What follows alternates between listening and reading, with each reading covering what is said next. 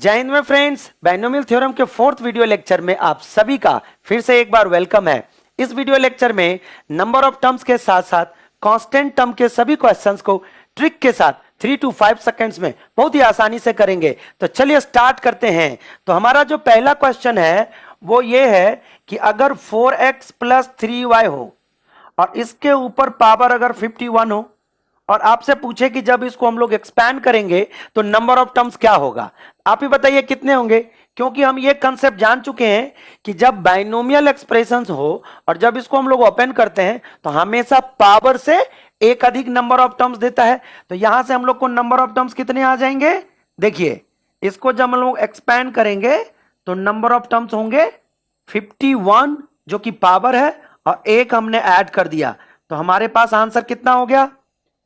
इस तरह से अगर हम दूसरे क्वेश्चन लूं और इसके अंदर हम कोई अलग से अगर मैं इसका स्क्वायर कर दूं, प्लस का माइनस कर दूं और यहां पर 4 करके ये y³ कर दूं, इसके ऊपर पावर हमने कर दिया 102। अब आपसे फिर से ये पूछा जा रहा है कि इसका तो हमने निकाल लिया नंबर ऑफ टर्म्स इतना, इसका नंबर ऑफ टर्म्स क्या होगा। तो आपका इसका भी आंसर उसी पैटर्न पर बहुत ही आसानी से निकल सकता है। कैसे, ये देखिए इसमें पावर कितना 102 और चूंकि ये देखिए इसके अंदर भी दो टर्म है तो ये भी बाइनोमियल एक्सप्रेशन ही हुआ। तो बाइनोमियल एक्सप्रेशन जैसे ऊपर निकला है आंसर वैसे नीचे। अब यहां देखिए x स्क्वायर में बदल गया, y³ में बदल गया और ये कांस्टेंट टर्म हमारा उल्टा पुल्टा हो गया, प्लस का माइनस हो गया। इससे कोई फर्क नहीं पड़ता। जब भी हम एक्सपैंड करेंगे इसको तो एक्सपेंशन में नंबर ऑफ टर्म्स के ऊपर इसका पावर या प्लस माइनस या कोफिशिएंट से कोई भी फर्क पड़ने वाला नहीं है। तो यहां पर हमारा क्या हो जाएगा, देखिए बहुत ही आसानी से कितना 102 + 1, तो हमारा आंसर कितना हो गया जी 103। अब देखिए ये दोनों तो डायरेक्टली कहीं ना कहीं बाइनोमियल एक्सप्रेशन से अटैच था, लेकिन बहुत सारे ऐसे क्वेश्चन पेपर में आते हैं जिसके अंदर आपको क्या करना पड़ेगा, रीअरेंज करके कोई ना कोई आइडेंटिटी यूज करके उसको पहले बाइनोमियल एक्सप्रेशन में कन्वर्ट करना पड़ेगा। तो अब देखिए अगर हमारे पास क्वेश्चन इस तरीके से आ गया कि x² - 2x + 1 raise to the power 24। अब अगर मैं पूछूं कि बताइए कि इस एक्सप्रेशन को जब हम लोग एक्सपैंड करेंगे तो उसमें नंबर ऑफ टर्म्स कितने आएंगे। आप कहेंगे सर ये तो बाइनोमियल एक्सप्रेशन है ही नहीं, इसके अंदर तो 3 टर्म है। तो हम थोड़ा सा रुकेंगे, ये जो क्वेश्चन है उसके पैटर्न को हम ऑब्जर्व करेंगे और देखेंगे उसके अंदर कोई आइडेंटिटी लग रहा है या नहीं लग रहा है। तो हम देखते हैं यहां पर ये x² - 2x + 1, ऑफ कोर्स इसके अंदर आइडेंटिटी लग रहा है। कहिएगा कौन सा लग रहा है, तो इसके अंदर आइडेंटिटी लग रहा है ये a - b होल स्क्वायर। तो अगर इसका आइडेंटिटी खोलेंगे तो क्या होगा a² - 2ab + b²। बस यही आइडेंटिटी को हम यहां पर अप्लाई कर सकते हैं, जहां पर a हमारा x के जगह पर है और b हमारा यहां पर 1 के जगह पर है। तो इसको हम लोग लिखेंगे x - 1।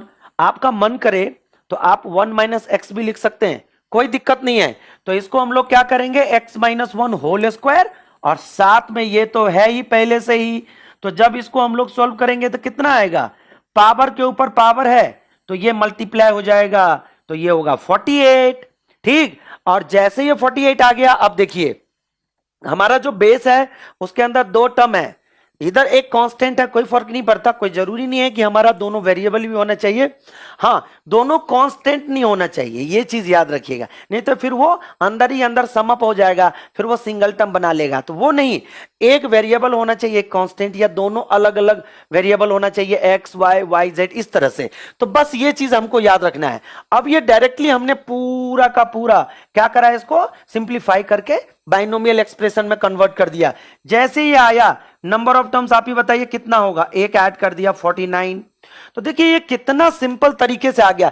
इसी तरह से अगर मैं कोई नया क्वेश्चन लूं, मान के चलिए कि हमने ले लिया x³ + 3x² अब + 3x + 1। आप ही बताइए अगर इसका हम पावर बहुत बड़ी कर दें, मान के चलिए ये लीजिए बहुत बड़ी, जैसे 3 4 छोड़ करके 21 ले लिया, और अगर मैं पूछूं कि फिर से वही बात कि जब इस हमारा जो अलजेब्रिक एक्सप्रेशन है, ये देखते हैं बेस के अंदर 4 टर्म्स हैं, तो ये बाइनोमियल एक्सप्रेशन तो है नहीं, फिर भी इसका नंबर ऑफ टर्म्स निकालना है। लेकिन अब देखिए ये कोई ना कोई ट्रेंड को फॉलो कर रहा है। ये डिक्रीजिंग हो सकता है कि आगे पीछे हो, उसका उससे कोई मतलब नहीं है, लेकिन अगर वो आप एक बार चेक करें तो कहीं ना कहीं वो किसी न किसी ट्रेंड को फॉलो कर रहा है। अब कहिएगा ये कैसे, तो हमारे दिमाग में ये क्यूब है, ये 2 है, ये 1 है, यहां पर x में पावर 0 है। तो एक बार हम लोग चेक करके देख लें कि यदि ये a प्लस बी अगर होल क्यूब का अगर फॉर्मूला निकाले तो ये होता है A cube plus 3a² B plus 3ab² अब प्लस बी क्यूब। और अगर मैं a के जगह पर इसके अकॉर्डिंग अगर x डाल दूं और b के जगह पर 1 डाल दूं तो ये सिमिलर एकदम बिल्कुल एग्जैक्ट इसी तरह का आ रहा है। तो क्यों ना मैं इसको x प्लस 1 यहां होल क्यूब कर दूं और पावर में क्या है, ये है। अब देखिए ऐसे ऐसे क्वेश्चन ही थोड़ा सा आपको प्रैक्टिस मांगता है। इस तरह के क्वेश्चंस को अगर आपने हैंडल कर लिया तो आपके बाइनोमियल थ्योरम के अंदर जब कभी भी किसी भी एग्जामिनेशन में नंबर ऑफ टर्म से रिलेटेड क्वेश्चन आएगा तो आप बहुत आसानी से कर लेंगे इसको, ये गारंटी है एकदम बिल्कुल, इसको याद रखिएगा। अब यहां पर जैसे ही आ गया सिमिलर हो गया ऊपर का कंसेप्ट, तो ये हो गया x प्लस 1 क्या हो जाएगा, और ये जब मल्टीप्लाई करेंगे तो 63, और आपको पता ही चल गया कि ये बाइनोमियल जो हमारा एक्सप्रेशन है इसके ऊपर 63 है, तो इसका नंबर ऑफ टर्म्स कितना हो गया 64। सिमिलरली अगर मैं थोड़ा सा और मैं चाहता हूं कि थोड़ा सा बिगर एक्सप्रेशन जो एग्जामिनेशन में पूछा गया है क्वेश्चन वो उठा लेता हूं, और ये देखिए थोड़ा सा आपको इसमें प्रेजेंस ऑफ माइंड भी लगाना पड़ेगा। जैसे ये क्वेश्चन हो जाएगा हमारा 1 plus 5x plus 10x² plus 10x cube plus 5x raise to the power 4 अब plus x raise to the power 5, और इस पूरे के ऊपर अगर हमने 20 रख दिया। अब देखिए ये इतना बड़ा एक्सप्रेशन है तो कहीं ना कहीं ये किसी न किसी आइडेंटिटी से अटैच होगा। वैसे मुझे पास्कल्स ट्रायंगल का थोड़ा सा कंसेप्ट याद है, उसमें देखिए ये 1 है, 5 है, 10 है, 10 है, 5 है, 4 है। दैट मीन्स यहां से इंक्रीज करते गया, डिक्रीज करते गया, x का पावर भी इंक्रीज करता जा रहा है और ये 5 तक जा रहा है।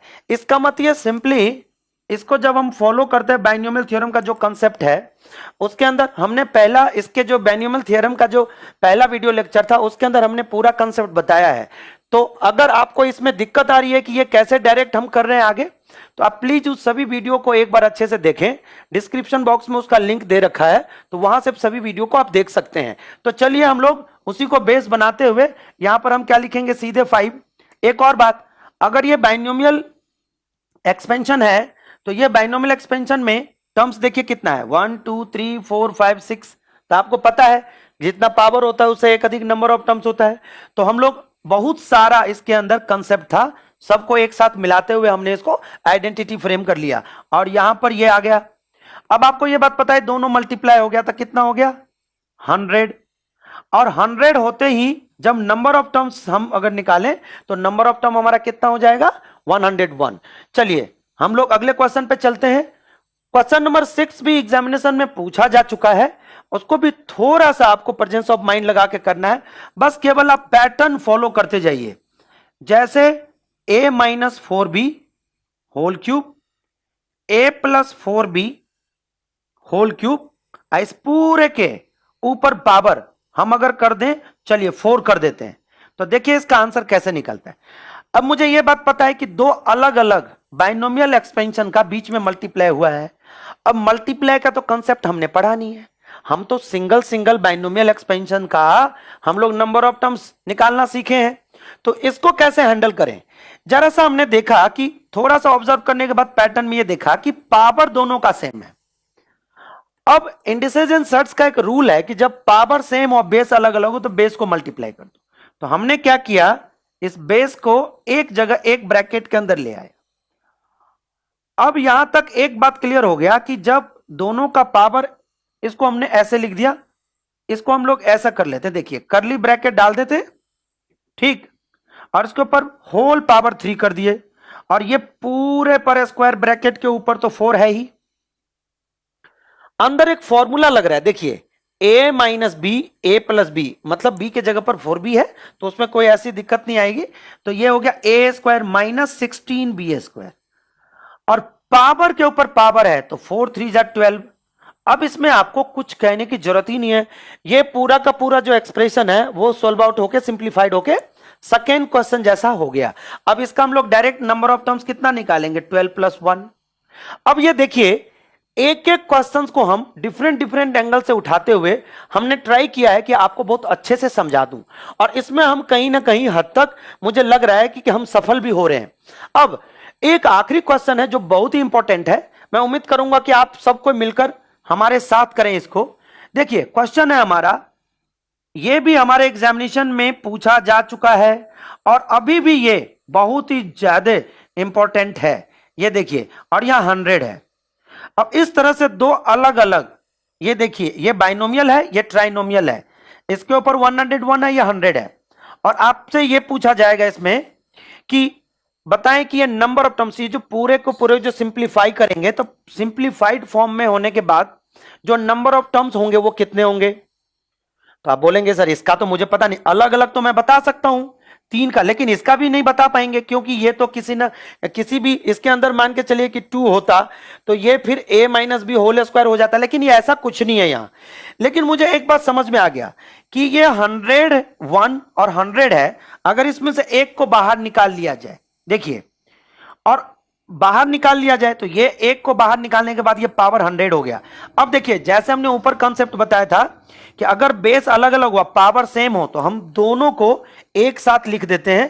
ध्यान से समझिएगा, 1 प्लस एक्स, और इसको भी लिख दिया हमने 1। इसको अगर चाहे मर्जी तो आप ठीक से लिख लीजिए, नहीं तो कोई फर्क नहीं पड़ता, ऐसे लिख लीजिए, ये स्क्वायर है। और इस पूरे जो 100 पावर था वो हमने ऊपर 100 लिख दिया। बस हमने किया क्या, बहुत ही सिंपल, इसको हमने मेथड अप्लाई करके उसको सिंप्लीफाइड फॉर्म में लिख दिया। अंदर एक फॉर्मूला दिख रहा है, आप कहिएगा वो कौन सा फॉर्मूला है। मैं आपको इसीलिए बोला था अभी कि इसके अंदर आइडेंटिटी बहुत जबरदस्त यूज हो रहा है। नोट एवन, इसके अंदर एनडीए के कोई भी चैप्टर्स आप उठा लीजिए, आइडेंटिटी अगर आपका अच्छा होगा तो आप बहुत सारे क्वेश्चंस को कंफर्टेबली सॉल्व कर लेंगे। सो प्लीज आप थोड़ा सा आइडेंटिटी पर भी फोकस करिए और उसको थोड़ा सा प्रैक्टिस में रखिए। अब ये देखिए, अगर ये इस तरह का कोई एक आइडेंटिटी बना रहा है, ये बीच में प्लस है तो यहां प्लस लिख दीजिए, और ये A square minus A B plus B square. अब ये फॉर्मूला बन गया A cube plus B cube.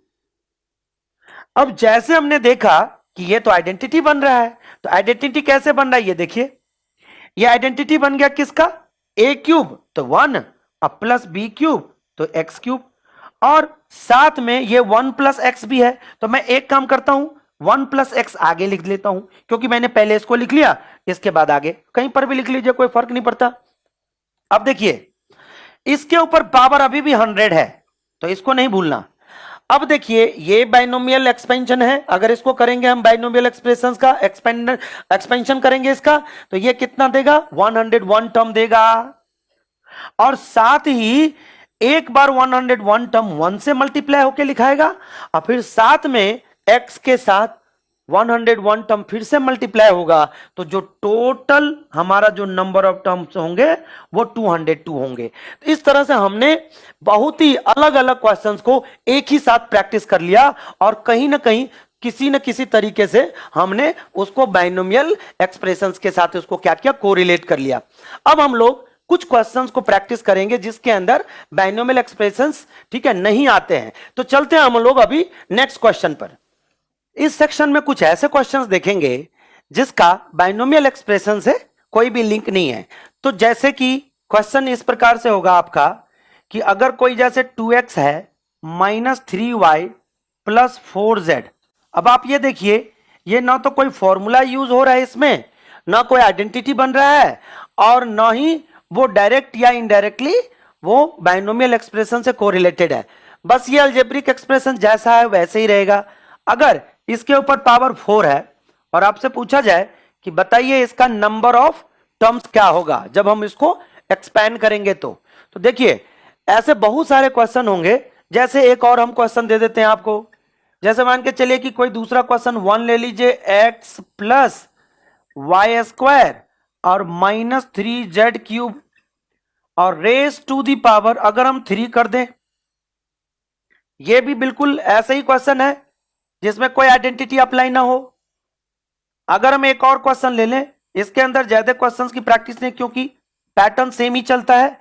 इस तरह से कोई क्वेश्चन ले लें और आपको पूछा जाए कि बताइए इसमें नंबर ऑफ टर्म्स क्या होगा, तो देखिए नंबर ऑफ टर्म्स इसका डायरेक्ट नहीं निकलेगा।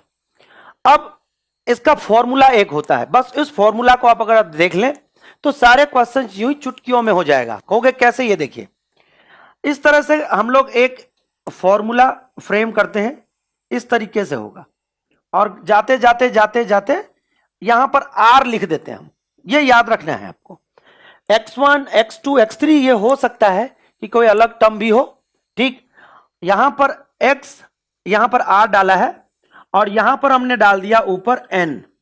देखिए तो जब ये इस टाइप के कोई भी अलजेब्रिक एक्सप्रेशन हो और इसके अंदर एक से अधिक हो तो इसका फॉर्मूला डायरेक्ट होता है नंबर ऑफ टर्म्स का। ये इसका निकलेगा, यहां से डायरेक्ट निकाल लेंगे, number of terms is equal to, थोड़ा सा उसमें कॉम्बिनेशन लगेगा तो हम लोग लगा के देखते हैं, n ये पूरा पावर प्लस ये r -1 cr -1। अब इसके अंदर आपने देख लिया होगा कि n क्या है हमारा, इस पूरे अलजेब्रिक एक्सप्रेशन के ऊपर जो पावर होता है, r क्या है, इसके अंदर कितने टर्म है, और सिंपली -1 ये करके हमने लिख दिया। अब अगर मैं इस फॉर्मूला को यूज करके इन सभी क्वेश्चंस को अगर सॉल्व करूं तो समझाते समझाते 2 से 3 मिनट लगेगा, लेकिन अगर आपको प्रैक्टिस में अगर ये क्वेश्चन आ जाता है तो मुश्किल से 4 से 5 सेकेंड नहीं समझे इसमें आंसर आ जाएगा। तो चलिए करते हैं फटाफट। अब यहां पर देखिए n क्या है हमारा 4, r क्या है नंबर ऑफ टर्म्स, तो यहां r आ गया हमारा कितना जी 3। अब इन दोनों का वैल्यू अगर मुझे मिल गया तो हम डायरेक्ट फॉर्मूला लगा सकते हैं कि नहीं, तो लगाइए डायरेक्ट फॉर्मूला। तो क्या होगा 4 + 3 - 1 c 3 - 1। अब यहां कितना होगा 4 3 7 - 6 c 2, और 6 c 2 जैसे आया वैसे मैं क्या करूंगा, इसको ट्रिकी अप्रोच से उस पूरे कॉम्बिनेशन वाले फॉर्मूला को हम इसको डायरेक्ट तोड़ देंगे। तो देखिए क्या होता है, बस इसको अगर हम पूरा डिटेल से करें तब भी आंसर निकलेगा, लेकिन चूंकि हम लोग कॉम्पिटिटिव मैथ्स पढ़ रहे हैं इसीलिए हमारा पहला जो होना चाहिए अटेम्प्ट करना कि ट्रिक से कैसे हम लोग अटेम्प्ट करें। तो देखिए सबसे पहले इन दोनों का डिफरेंस देखिए कितना हो रहा है, तो 6 - 2 4, इसको मैं 5 तक ले जाऊंगा तो 6 × 5, क्योंकि अगला वाला 4 होगा जिसको हम छोड़ देंगे, क्योंकि अगला वाला जो 4 फैक्टोरियल होगा वो नीचे से कट जाएगा और नीचे 2, ये 2, तो ये यहां से कट गया, तो टोटल नंबर ऑफ टर्म्स हमारा कितना आ गया 15। बस अब हम लोग इस क्वेश्चंस में देखते हैं, इसमें भी n कितनी है 3, r कितनी है 4, तो कोई घबराने वाली बात है नहीं। कहोगे क्यों, फिर से हम यही फॉर्मूला लगा देंगे, 3 + 4 - 1 c 4 - 1, तो 7 - 1 6 c 3। अब आपको यह बात समझ में आ गया कि 6 c 3 जो है इसमें कैसे लगाएंगे, दोनों का डिफरेंस कितना 3, तो हम लोग क्या करेंगे डायरेक्ट 6 × 5 × 4। ध्यान से समझिएगा, क्योंकि आगे जो 3 है हमने डिफरेंस के बराबर आगे 3 फैक्टोरियल नीचे से कट जाएगा, एक 3 फैक्टोरियल नीचे बट गया, तो 3 फैक्टोरियल को 6 लिखते हैं, तो 6 से इसको काट देंगे तो हमारा आंसर आ गया 20। तो इसको जब हम लोग एक्सपैंड करेंगे तो एक्सपेंशन के बाद नंबर ऑफ टर्म्स 20 मिलेंगे, ऊपर वाले में 15। इसी तरह से यहां देखिए नंबर ऑफ टर्म्स कितने 3 है, तो n यहां पर 5 और r कितना है देख लीजिए r 3 है, तो इन दोनों के हेल्प से अगर मैं फॉर्मूला लगाऊं तो 5 + 3 - 1 c 3 - 1, तो हमारा आंसर कितना हो जाएगा ऊपर 7 c 2, और दोनों का डिफरेंस कितना है 5, तो हम क्या करेंगे इसको घटाते हुए 7 × 6 × अब यहां इंटू लिखेंगे नहीं, क्यों, क्योंकि आगे जो 5 फैक्टोरियल लिखेंगे वो नीचे के 7 - 2 मतलब 5 फैक्टोरियल से कट जाएगा, तो केवल 2 बचेगा, 2 फैक्टोरियल 2 होता है, यहां से ये कट जाएगा, तो आपका जो फाइनल आंसर है वो कितना आ गया 21। तो इस तरह से हमने नंबर ऑफ टर्म्स वाला सेक्शन को अच्छे से कंप्लीट कर लिया। अब हम लोग अगले सेक्शन में देखेंगे कांस्टेंट टर्म या इंडिपेंडेंट ऑफ एक्स, ठीक। तो चलते हैं अभी अगले टर्म पर। यह सेक्शन बाइनोमियल थ्योरम का वेरी इंपॉर्टेंट सेक्शन है। इस सेक्शन में हम कांस्टेंट टर्म निकालते हैं, यानी ऐसा टर्म जो x से इंडिपेंडेंट हो। तो इसके लिए हम लोग क्या करते हैं, ट्रिक अप्लाई करते हैं, और ट्रिक है हमारा ax raised to the power p + r upon b x raise to the power q whole raise to the power n. और यहां पर डायरेक्ट हम लोग आर की वैल्यू निकाल सकते हैं without going into the detail. हम लोग यहां से ट्रिकी अप्रोच से हम क्या कर सकते हैं, आर की वैल्यू निकाल सकते हैं, जो कि होता है P into n upon p plus q. जानते हैं क्यू यहां पर है और P यहां पर है। जैसे ही आर निकला तो उसका अगला वाला जो टर्म होगा, मतलब इसको हम लोग ऐड ऑन कर देंगे और वो हमारा जनरल टर्म देगा, क्योंकि हम जानते हैं कि टी आर प्लस वन उस बाइनोमियल एक्सपेंशन का जनरल टर्म होता है। तो ये हमारा कंप्लीट आंसर हो जाएगा। अब इसी फॉर्मूला को, ट्रिक को यूज करते हुए अगर मैं बिना कैलकुलेशन का यहां से वो टर्म निकाल सकता हूं जिसमें नंबर ऑफ जो हमारा एक्स होगा वो 0 होगा। तो देखिए अब यहां से हम लोग क्या करेंगे, सीधे हमारा कितना है, n है हमारा 9, p है हमारा 1 और q है हमारा 2। अब यहां से डायरेक्ट अगर निकालें तो बताइए r का कैसे निकलेगा, r इज इक्वल टू दोनों को मल्टीप्लाई कर देंगे तो 9 और नीचे क्या होगा, दोनों को जोड़ देंगे तो 3, तो ये आ गया 3। इस तरह से कितना आ गया, टी आर प्लस 1 और ये हमारा आ गया 3 प्लस 1 तो 4। इसका मतलब इस बाइनोमियल एक्सपेंशन में जो टी फोर्थ है, मतलब फोर्थ टर्म ऐसा है जिसके अंदर x नहीं होगा। इसी तरह से अगर मैं इसको निकालूं तो अब पी क्यू आर जो हमारा ये है एन पी क्यू, इसको बिना लिस्ट किए हुए डायरेक्ट भी हम लगा सकते हैं और इसी को बोलते हैं हम लोग को सुपर ट्रिक, जिसके अंदर कुछ भी नहीं लगाते, सीधे आंसर निकालते हैं। तो देखिए इन दोनों को मल्टीप्लाई करिए तो 20, इन दोनों को जोड़ दीजिए तो 4 और ये आ गया कितना जी, 5। चूंकि R5 आया है तो हमारा जो टर्म होगा वो उससे एक अधिक होगा, therefore answer will be 6th term. तो देखिए कैसे हम लोग थोड़े से फास्ट होते जा रहे हैं। आगे आ जाइए, अगर मैं इन दोनों को मल्टीप्लाई करूं तो कितना होगा आंसर, 24 और इन दोनों को जोड़ दूं 2 और इस पर कुछ भी नहीं है 1 है, तो दोनों को जोड़ूंगा तो कितना होगा 3। अब आप ये मत घबराइएगा कि यहां माइनस है प्लस है माइनस, इससे नंबर ऑफ टर्म जो भी टर्म होगा उस टर्म के ऊपर कोई भी फर्क नहीं पड़ने वाला है, ठीक है। हाँ उसका वैल्यू प्लस माइनस जरूर से कन्वर्ट हो जाएगा बट उससे टर्म नहीं बदलने वाला है। तो यहां से आर कितना आ जाएगा देख लीजिए, डायरेक्ट आंसर कितना 8, और लेकिन टर्म कौन सा होगा, देखिए टी 8 प्लस 1। तो इस तरह से हम लोग या तो डायरेक्ट भी लिख सकते हैं, दैट मीन्स 9th टर्म जो है हमारा वो इंडिपेंडेंट होगा। अब देखिए ये डिफिकल्ट होते हुए भी हमने बहुत ही सिंपल तरीके से इसको कर लिया। अब हमने एक आखिरी क्वेश्चन बिल्कुल आपको हम पैसेज चेक करने के लिए दे रहे हैं। इसके अंदर देखिए पावर हमारा क्या है, ये क्यूब रूट है, ये भी क्यूब रूट है, घबराना नहीं है। जब भी इस तरह के कोई क्वेश्चन आ जाता है तब भी हम बहुत ही सिंपल तरीके से क्वेश्चन कर लेंगे। इसको अभी हम डायरेक्ट करें तो सीधे आर की वैल्यू निकलता है। ये देखिए ये एक्स का क्यूब रूट है, अगर इसको आप एक बार सिंप्लीफाइड मोड में लिखें, बस आपके लिए लिख देता हूं ताकि आप कंफ्यूज ना हो, x raise to the power 1/3 plus 1 twice into x raise to the power 1/3, ठीक, whole raise to the power 18। अब यहां से आप बहुत ही कंफर्टेबली पहले इन दोनों को मल्टीप्लाई करिए, तो जब दोनों को मल्टीप्लाई करेंगे तो ये हो जाएगा 18/3, देख लीजिए क्योंकि ये 1/3 है, इन दोनों को जोड़ेंगे तो 2/3, तो 3 यहां से कट गया, यहां से ये 9। इसका मतलब है कि टर्म कौन सा हो जाएगा, 9 plus 1th term will be the independent term, that is क्या 10th टर्म इसका क्या होगा, इंडिपेंडेंट टर्म होगा। तो इस तरह से इंडिपेंडेंट टर्म तो हम लोग आंख मूंदते ही ये हमारा आंसर आ जाएगा। लेकिन अब कभी कभी क्वेश्चन ये आता है कि ये जो T4, T6, T9, T10 ये जो सारे के सारे टर्म इंडिपेंडेंट है, उस टर्म का वैल्यू क्या है। तो अभी हम लोग जस्ट 2-4 और क्वेश्चन का एग्जांपल लेते हैं और उसके अंदर हम आपको बहुत ही सिंपल तरीके से वो भी क्वेश्चंस करके दिखाते हैं। तो चलते हैं अभी हम लोग अगले सेक्शन पर। इस वीडियो के लास्ट सेक्शन में सभी क्वेश्चंस के कांस्टेंट टर्म का कोएफिशिएंट्स देखते हैं। तो चलिए अभी हम लोग देखते हैं कि अगर पहला क्वेश्चन में अगर कांस्टेंट टर्म निकालना हो और साथ में उस कांस्टेंट टर्म का कोएफिशिएंट्स निकालना तो हम क्या करेंगे। तो सबसे पहला जो हमारा काम है वो कि पहले यह पता करना कि कौन सा टर्म कांस्टेंट टर्म है। तो इसके लिए तो हम डायरेक्ट आपको बता ही चुके हैं पीछे कि इन दोनों को मल्टीप्लाई करिए तो ये हो गया कितना 6 2 12 और इन दोनों को ऐड कर दीजिए तो ये हो जाएगा हमारा 3। तो ये हमारा कितना हो गया आर का वैल्यू 4। अब जैसे r का वैल्यू 4 आया, मुझे यह बात पता है कि tr+1 हमारा क्या हो जाएगा, कांस्टेंट टर्म।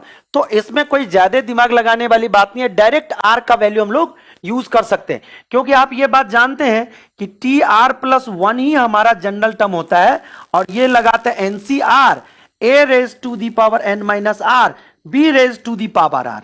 बस इसी का हम लोग फायदा उठा लेते हैं कि जैसे ही r का वैल्यू आया, बस r का वैल्यू पूरे के पूरे इस टर्म में लगा देंगे। तो अब देखिए, सीधे लगा देंगे हम लोग कॉफिशिएंट 6, और ध्यान से समझिएगा c, और यहां पर 6cr होता है इंटू a 3/2। और चूंकि मुझे कांस्टेंट टर्म तो वैसे ही है, तो इसीलिए हम लोग x को यूज करेंगे नहीं। अगर यूज करेंगे भी तो बाद में उसके जो पावर है वो सिंप्लीफाई होकर x⁻0 देगा। तो हम अपना टाइम क्यों खराब करना, हम क्या करेंगे, x को हम हमेशा इग्नोर करते हुए सिंपली जितना कांस्टेंट और साइन है सबको लेते हुए चलेंगे। तो ये दोनों का डिफरेंस यहां पर 2 दे देगा, और यहां पर देखिए -1/3 अब इसको जब मैं सिंप्लीफाई करूंगा तो देखिए आंसर क्या दे रहा है।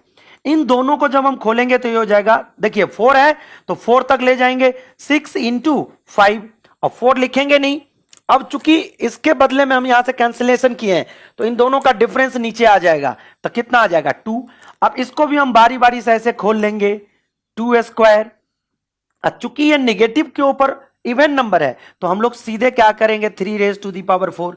अब ये यहां से कट के ये हो जाएगा 3² अब ध्यान से देखिएगा, अब यहां से ये कट गया तो यहां बच गया 3। ठीक, अब इन 3 से इसको हटा दीजिए तो हमारे पास पूरा का पूरा आंसर कितना आ गया, 5 देखिए ये 3 बच गया और 2 2 जा 4, तो 4 3 जा 12। तो ये आपका कांस्टेंट टर्म का कोएफिशिएंट आ गया। तो देखिए, ना तो हम r निकालने में अपना टाइम खराब किए, ना हम x को यूज किए, तो इससे हमारा बहुत मेजर टाइम बच जाता है, हमको मेहनत भी कम लग जाता है और आंसर भी सही सही आ जाता है। तो इसी तरह से हम अगर इसका निकालें कि इसका जो कांस्टेंट टर्म है उसका कोएफिशिएंट कैसे निकालेंगे, देखिए जितना इजी तरीके से ये हमने निकाला है, इससे भी इजी तरीके से निकालेंगे, डायरेक्ट r का वैल्यू निकाल लेंगे। तो देखिए अब हम लोग सिंप्लीफाई भी नहीं करेंगे, कुछ भी नहीं करेंगे, सीधे देखेंगे यहां 10 2 जा 20 डिवाइडेड बाय 4, तो 20 डिवाइडेड बाय 4 कितना, 5। और जैसे 5 आया वैसे हम क्या करेंगे, 10c5 इंटू, अब देखिए इसके अंदर कुछ भी नहीं है, केवल माइनस है और यहां 2 है, तो आपको पता है 2⁻10 - 5 इंटू -1⁻5। अब चूंकि ये वाला निगेटिव इसके साथ लगा है तो ये तो आपको पता ही है कि होल आंसर कितना हो जाएगा, निगेटिव में। अब इसको जब खोलेंगे तो ये हो जाएगा 10 × 9 × 8 × 7 × 6 तक तो आप पहुंचेंगे, क्योंकि दोनों का डिफरेंस ले लीजिए या फिर 5 को ही कैंसल आउट कर लीजिए, और फिर एक 5 नीचे बच गया था, 5 × 4 × 3 × 2। अब देखिए 2 × 5 रह गया और इसका नेगेटिव हमने यहां डाल दिया। अब काटने का तरीका देखिए, 3 2 जा 6 यहां से डायरेक्ट काट दीजिए, यहां से 4 2 जा 8 डायरेक्ट काट दीजिए, और यहां से 5 2 जा 10 डायरेक्ट काट दीजिए। तो देखिए हमने आंसर क्या निकाला, ये हो गया हमारा कितना, -63 इंटू 2⁻5 है, यहां पर 6 और 7, तो हम लोग 2⁻7। आपका मन करे तो आप देख लीजिए कि ऑप्शन में क्या है, अगर ये ऑप्शन में ऐसा है तो ऐसा मार दीजिए, या फिर 2⁻128 करके जो भी चीज निकलता है उसका आप आंसर करके लिख लीजिए। अब इस तरह से ये इसका भी आंसर कैसे निकलेगा, ये देखिए r कितना निकलेगा, 9/3। तो ये करने की भी जरूरत नहीं थी, आ गया 3। बात क्लियर है, और यहां ना तो प्लस है ना माइनस है ना कोई कांस्टेंट टर्म है, तो डायरेक्ट जो हमारा कॉम्बिनेशन का वैल्यू होगा 9c, ध्यान से समझिएगा 3, यही हमारा क्या हो जाएगा, कोएफिशिएंट्स ऑफ कांस्टेंट टर्म। तो हमको कांस्टेंट टर्म भी निकालना बहुत इजी लगा, और उसका अगर कोएफिशिएंट भी पूछेगा तब भी निकालना बहुत इजी लगा। तो इससे हम लोग कैसे निकालेंगे, 9 इंटू, ध्यान से समझिएगा, 8 × 7, कहिएगा क्यों, दोनों का डिफरेंस 6 आता है तो 6 हमने यहां से हटा दिया। अब चूंकि ये रह गया तो 3 × 2, मन करे तो यहां से 3 3 जा 9, और यहां से ये 4, तो 4 3 जा 12, 7 जा 84, तो ये हमारा आंसर रहा। अब बस हम इस वीडियो में इतना ही रखेंगे। अगर ये वीडियो आपको अच्छी लगी हो तो प्लीज इसे लाइक तथा अपने दोस्तों को शेयर जरूर करें, और हां, यदि हमारे चैनल पर नए हैं तो इसे सब्सक्राइब भी कर लें, और साथ ही बेल आइकन को भी प्रेस कर लें ताकि इस तरह का इंफॉर्मेटिव वीडियो सबसे पहले आप तक पहुंचे। थैंक यू, जय हिंद, बाय बाय।